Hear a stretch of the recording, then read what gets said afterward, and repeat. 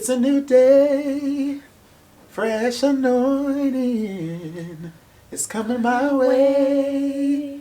It's a season of power and prosperity. It's a new season coming to me. Yeah, shababa. I'm the fifth backup singer. That's the ones you can't hear. Like, we're not lip singing. We can sing, but you're just not going to hear us sing. Right. Welcome back to the Sophia D Radio Show. Happy New Year. 2025. Happy New Year. Don't forget to get your Sophia D t-shirts for $25. Support a local independent radio show. And also, don't forget, we are the newest members, associate members of the South Carolina Broadcast Association, baby. Don't hate me. Go talk to your mama. Okay, listen. For the first time on the Sophia D Radio Show, I just couldn't be more excited to have this beautiful artist. I mean, when I tell you my brother can sing, he can sing me to the water, get baptized, and I'm still going to come back crazy. It is the one and only. He's like, I'm so tired of it. It is the one and only, my brother. I taught him how to sing. Absolutely. Yes. DB, y'all, the artist, the one and only that can just get to these vocals. I just be like, I'm slightly jealous in the most positive way. I appreciate it. You're welcome. Hey, everybody. Hey, near and far. Hope y'all having a good time. DB, Happy New Year. Happy New Year. Are you excited for the new year, new goals, plans? I am. I'm so excited. I think what's beautiful about it is that we can ascend to whatever we want to do, whatever we want to be. Mm-hmm. So, I mean, there's some projects that I'm working on. I'm going to be putting some singles out this year. Ooh.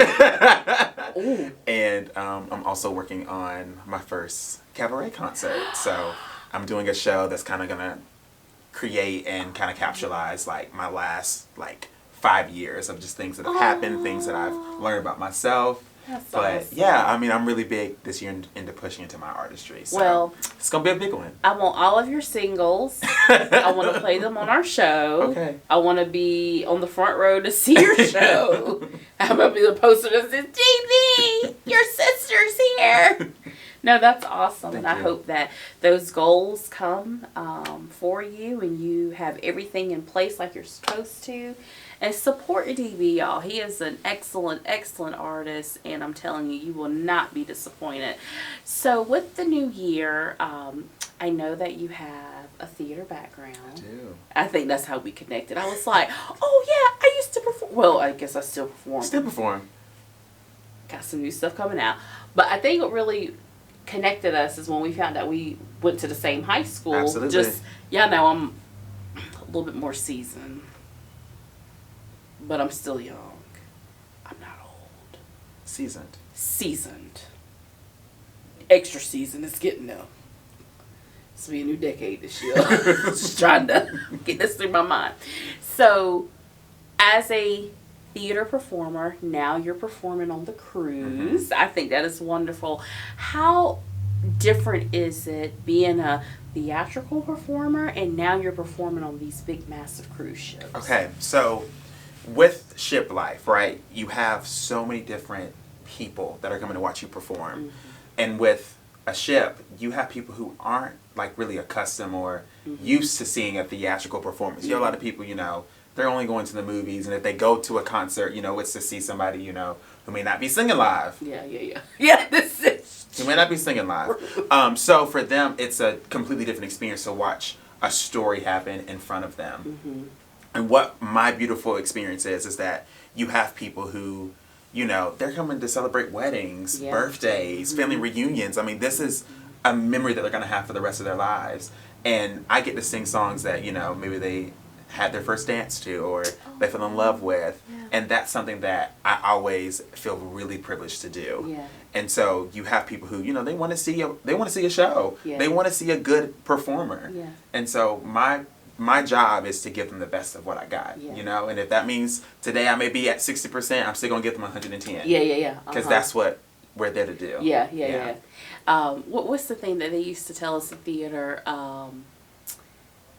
put your problems to the side because somebody paid money to come see you perform. Yeah. And you got to give them what they're paying for. Yeah. I always remember that's what they used to say. And, even, as a seasoned performer, I look at that, I'm like, they did okay. Mm-hmm. I'm sure they could have done more.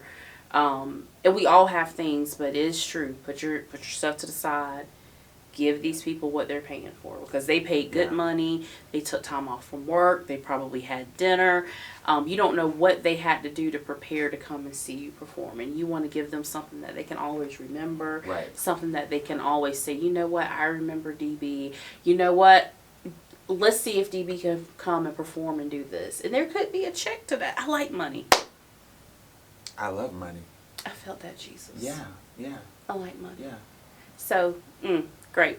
As a performer, I guess on both ends, what has been your most memorable moment on the cruise ship? Okay. So, as a main stage singer, I have a lot of different duties on board. And one thing that Carnival Cruise Lines does, they do like a Veterans Remembrance Day. So they have, all the people who have served in any capacity, whether they're a first responder, they've served in the military. They have an event. And they ask one of the singers to come on and sing the national anthem. And I'm one of those people where, I'm not like the biggest like patriot or the biggest political person, but, I want to always give honor where honor is due. And to be given the opportunity, and I've done it for both of my contracts, now I have 3 contracts, I've done it every single contract, to be able to sing and I have people who are like, I served, and they really do take honor for what they do. And so the fact that, I can make them feel that they were seen, it's really beautiful. So I mean that's one that sticks out to me a lot. That's awesome. Has any of those veterans like had tears in their eyes? Because I think when the vocals are moving, I think it can really resonate with someone when they're thinking about they put their life on the line so you could have the opportunity to perform on this cruise ship. So has any emotion came out from your audience when you're singing the national anthem? Yeah, I mean I've had a couple that they've said that that most of the time they hear it's not done correctly, and that they appreciate someone who takes up the time and they give that reference, but also they do something that isn't too far off from its originality. So I appreciate, especially, it's one thing to have like your colleagues be like, hey, you did a good job, but it's another thing to have somebody who, it means something and they are impressed by, what I did. When especially, the Super Bowl's coming up, and so every time somebody's like, or whoever's gonna sing the national anthem, I'm like, Lord, you be praying for them in the baptism bill, help them, Lord, make a way. I'm like, if they miss that high note, I'm gonna have a look on my face. Yeah, and I mean, you've said it before. Impressions are everything. Yeah. So it's like if you do really really good, that's gonna stick out. We still talk about Whitney's performance. Yeah. We still talk about it. And how long ago has that been? Right. And then if you do really bad, we still talk about it. So impressions really do matter, and they do take an imprint to people. Yeah. And so for me, it's like, whether I'm singing, Jesus on the main line, or I'm singing the other side of the national anthem, I want people to be like, okay, he really meant what he said. There's that conviction. Who was it, Fergie, that sang the national anthem? Yeah. Oh, say hey, hey. Yeah. That's what she did. Oh, can you sing?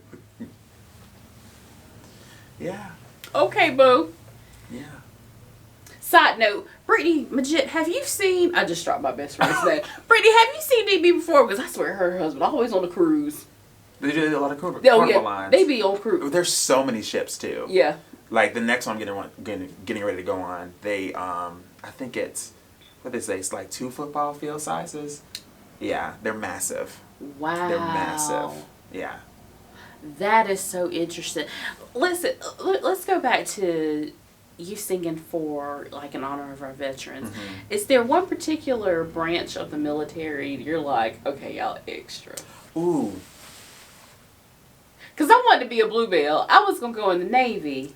Well, I was going to say, sometimes, like, the Navy, they can be a little headstrong. But it's only because they're very typical and they want things a certain way. Yeah. And so, like with our cruise director, they always try to shout out, all the different branches, all the different wars and battles that have been fought. And we'll have a couple of Navy members every cruise. They'll be like, well, you didn't do this one. You didn't mention this one. What about this group?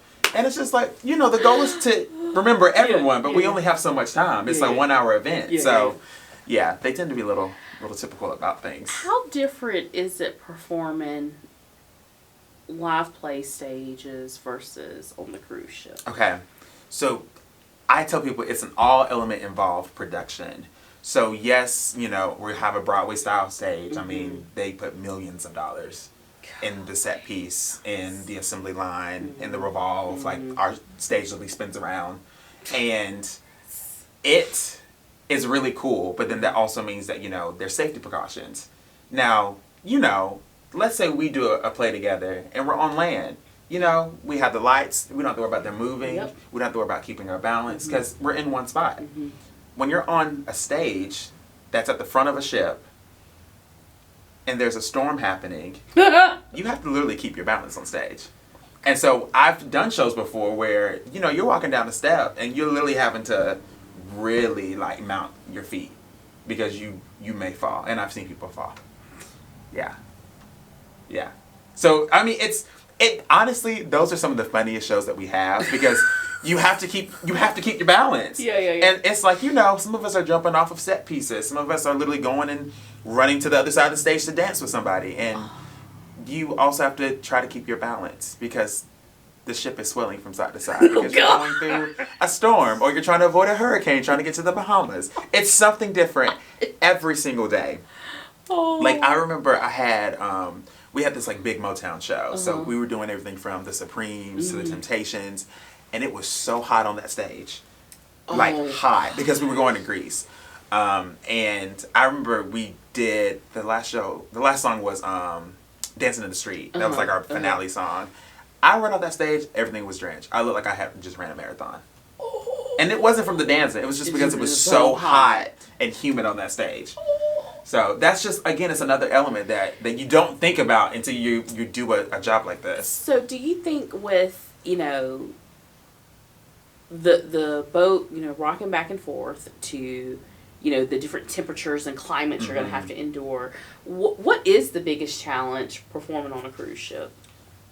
I would say the combination of your work life and your personal life. Because, like, for instance, like all the performers and pretty much all of the entertainment department, we all live on the same floor. Some of us literally are, like, across from each other, like a complex.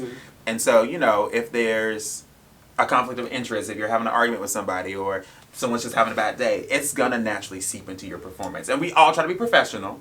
And we try to make sure the job is done. That's always key. But at the same time, when you work with the people that you live with, it can still get difficult. And so that's the things that you kind of have to maneuver through. And then also, too, I mean, it's life. Like, I live more on a ship than I do on land now. So that's like 8 months out of the year. And so, I've missed birthdays, I've missed weddings, I've missed graduations. So a lot of life moments have happened that I haven't been there. And now I have a great support system of people who understand and they support me, but I do get homesick. So really for me, it's more of the things that happen off stage that influence the things that happen on. Yeah. How does your contract work? So, like, do you perform for so many months and you come home for so many months? How does that schedule look?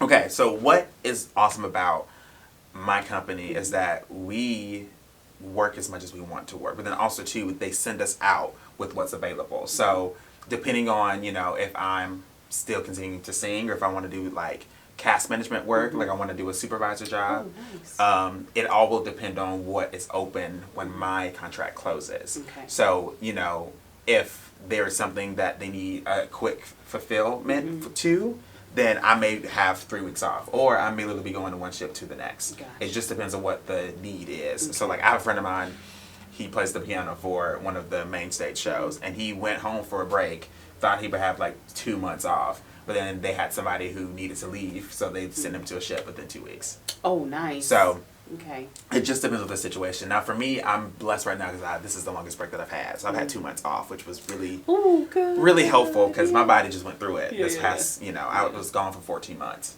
So it was nice to have a break this long and just be able to rejuvenate and just, recover for a little bit before I go back out for another 6. So, when you're going to the different countries, wherever the cruise ship is going, is there downtime for you to go and explore? So I'm really lucky with my job. So when my show's open, I maybe work 6 or 7 hours out of a day.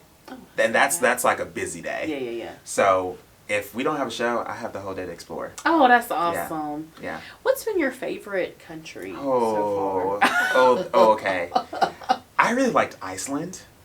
Really? I really liked Iceland. Beautiful. It's Yeah. like being able to see all these mountain ridges, and I mean, I went whale watching and saw a whale. Like, that's something that I never thought I would do, but it's beautiful up there. Gosh. So that stood out to me, and also Mykonos, Greece. I mean, being able to see like the blue domes and like walk around and like all the buildings are white or like some type of beige. Like, it's beautiful, and the food. What's your favorite food Ooh. since you've been a part of the cruise line? Okay, so when I was in Napoli, in Italy, I had this like margarita pizza that was really good. But then also too, I went and had this pasta that they did lobster. It was like a linguine type situation. Some of the best food I've ever had. Some of the best food I've ever had. Yum. Yeah. You need a chaperone. I got a passport, y'all. That's right. Get your passport. You need a chaperone. Get your passport. If you remember anything from this interview, get your passport. Yeah, absolutely. Because you just never know when you're going to use it, and it's good for 10 years. So good. Absolutely. $180. That's all you need. Mm-hmm. That's all you need. What has been your funniest moment, or maybe unexpected moment performing? Okay, so we had this show one time, Uh-huh. and okay, so it was one of those situations where if one thing went wrong, everything went wrong. God. Now, it's live, so it's not like you can be like, oh, we're gonna start from the top again. Like, you just have to keep going. Yeah. So there was this one performer who had like this costume malfunction, but we didn't have enough time to change her outfit before we started because we were already at places, which is when we were getting ready to go on stage. So they were like, well, let's just like put a new dress on her and then just like stuff the sleeves. Now, what's specific about this specific show is that we start in black and white. So all of our costumes are black and white.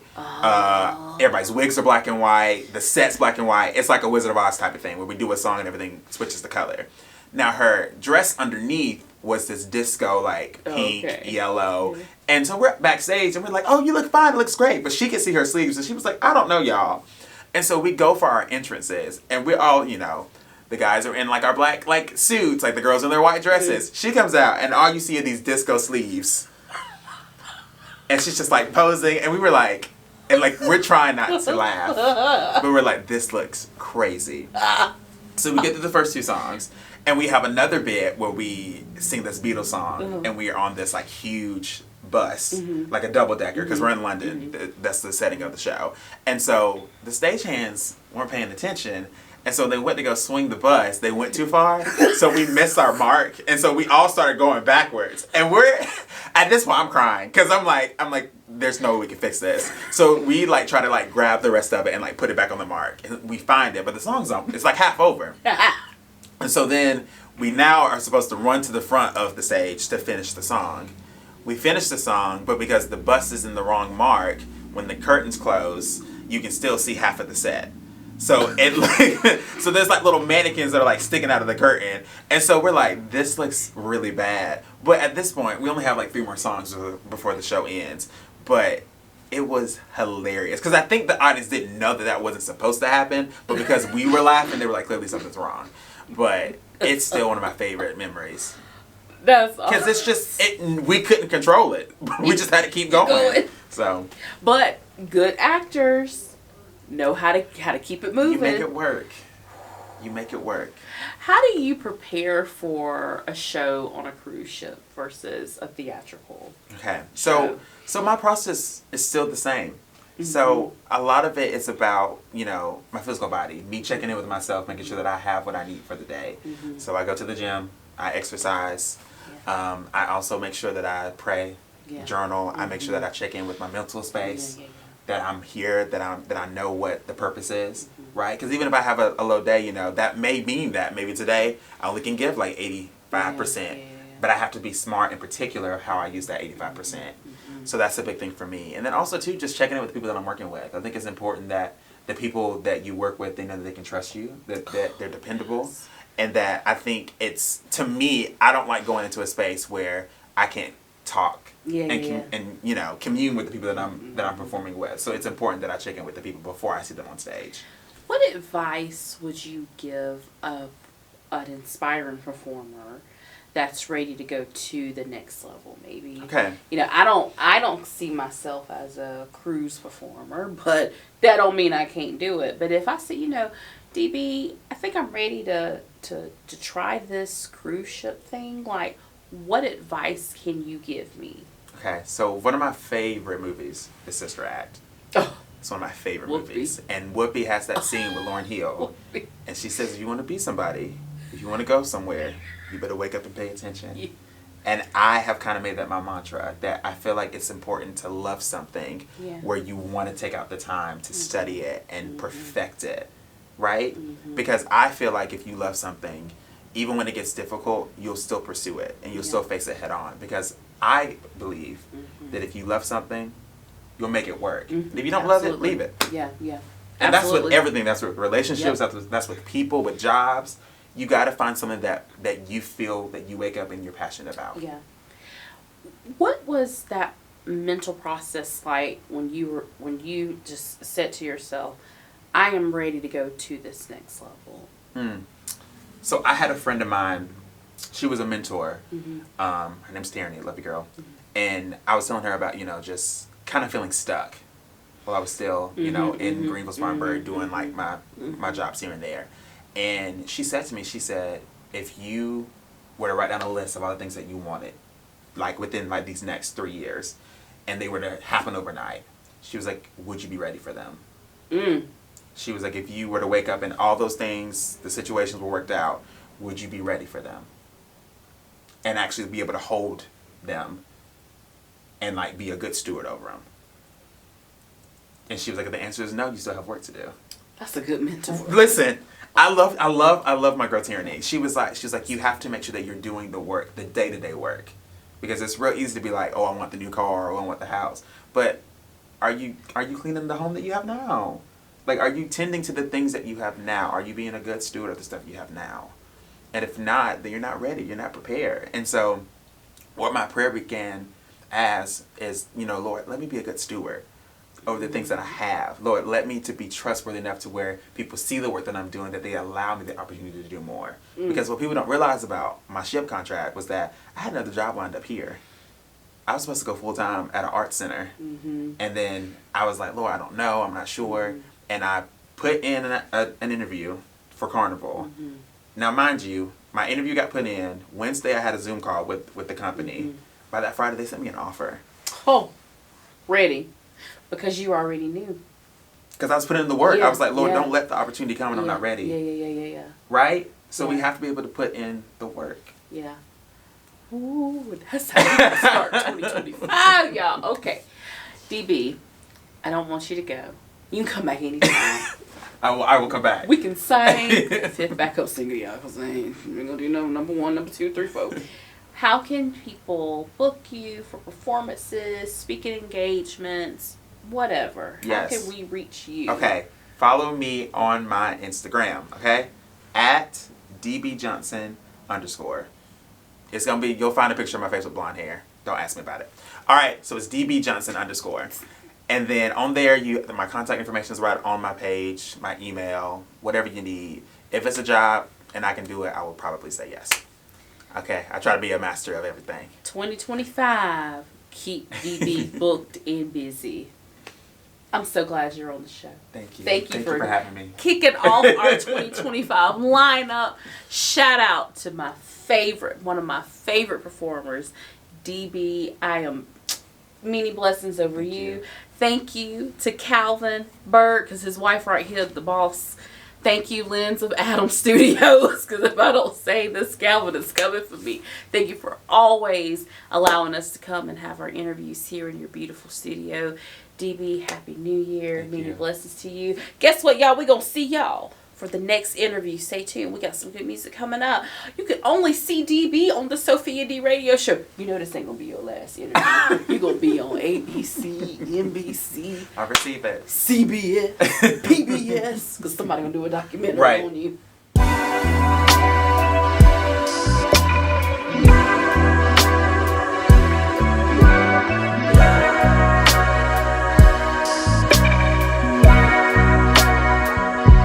You're lost in this world.